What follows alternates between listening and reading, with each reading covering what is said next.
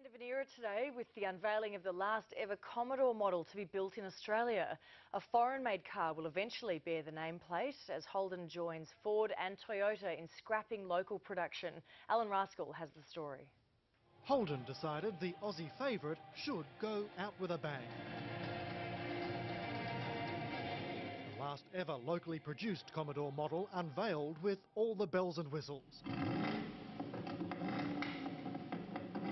Holden boss, it was a bittersweet day as the company looks to the future post-local manufacturing. The engine plant here in Port Melbourne, we're currently scheduled to cease production at the end of next year, and then the vehicle plant in South Australia at the end of 2017, and we're committed to producing engines or vehicles until that time. All up, around 2,000 jobs will go, with some corporate workers along with design and engineering teams surviving. A new Holden, so advanced at engine cars. Launched in 1978, the Commodore replaced the much-loved Kingswood during an oil crisis. Coming out with a four-cylinder engine was in direct response to the oil crisis, and it didn't really sell that well because the crisis ended. It was a very, very temporary thing.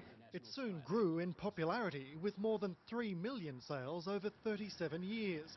Brendan Gates went Commodore crazy.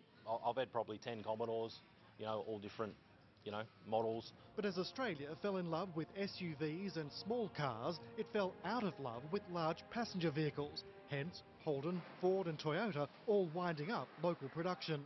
Now, one of the sexy things about this new V8 SS is its bimodal exhaust system, which means you can set it to loud or soft.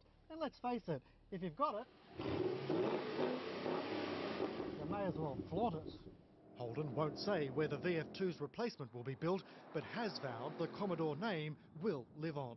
Alan Rascal, 9 News.